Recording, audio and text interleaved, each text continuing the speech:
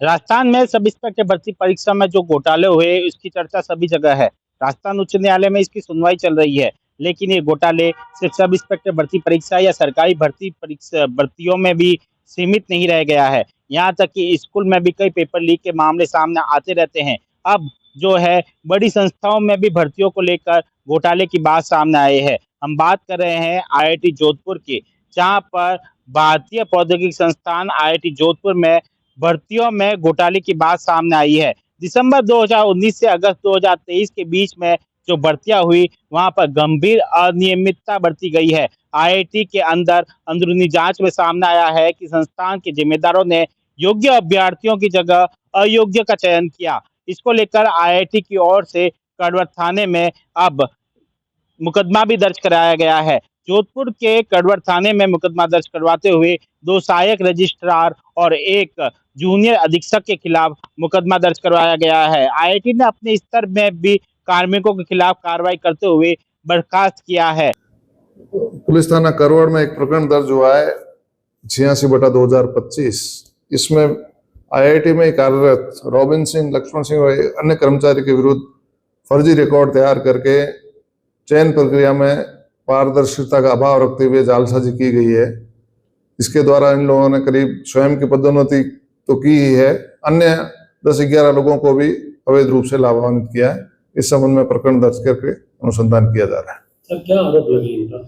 इन पे आरोप है कि इन्होंने अंक तालिकाओं में फर्जी नंबर बढ़ाकर लोगों को अवैध लाभ पहुंचाया है और जिससे उनका चयन संभव हुआ है।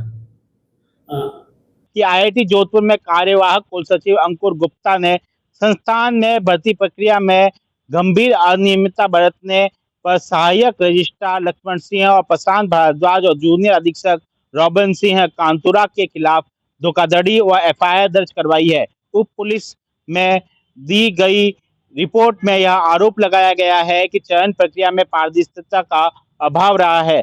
अयोग्य अभ्यर्थियों का चयन और योग्य अभ्यर्थियों को जानबूझकर बाहर किया गया है। अधिकारियों ने पद का दुरुपयोग कर निजी लाभ के लिए अनुचित निर्णय लिए और भर्ती की लिखित परीक्षा के नियमानुसार प्रक्रिया का पालन नहीं किया। भारतीय प्रौद्योगिकी संस्थान के बोर्ड ऑफ गवर्नर्स ने भर्ती कार्यालय में 3 अधिकारी लक्ष्मण सिंह, प्रशांत भारद्वाज, रॉबिन सिंह को बर्खास्त कर दिया है। यह कार्यवाही मुख्य सतर्कता अधिकारी की एक रिपोर्ट के आधार पर हुई थी, जिसमें 4 साल में हुई भर्तियों में हुई धांधली की पुष्टि हुई थी। आईआईटी डायरेक्टर ने बताया कि संस्थान ने अपनी सभी प्रशासनिक प्रक्रियाओं में पारदर्शिता, जवाबदेही और ईमानदारी के उच्चतम मानकों को बनाए रखने के लिए प्रतिबद्ध है। मई 2024 में निदेशक का जिम्मा प्रोफेसर अविनाश अग्रवाल ने संभाला था। तब भर्ती में हुई अनियमितताओं की चर्चा शुरू हुई थी। इसके बाद संस्थान में एक फैक्ट फाइंडिंग कमेटी का गठन किया गया, जिसमें 22 नवंबर 2024 को अपनी रिपोर्ट प्रस्तुत की। इसकी रिपोर्ट की पुष्टि कर दी थी।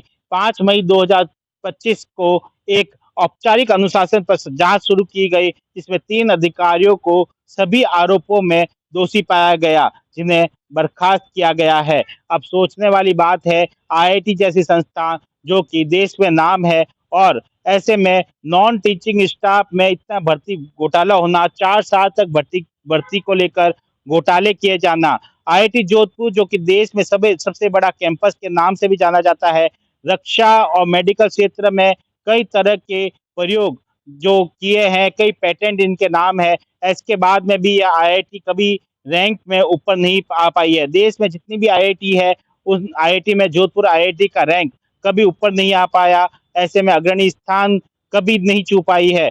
ऐसे में यह सवाल उठता है कि क्या इस तरह से भर्ती घोटाले को लेकर और अयोग्य लोगों के कारण जो है, यह आईआईटी जिस मुकाम पर पहुंचनी चाहिए थी, वह मुकाम पर कभी हासिल नहीं कर पाई।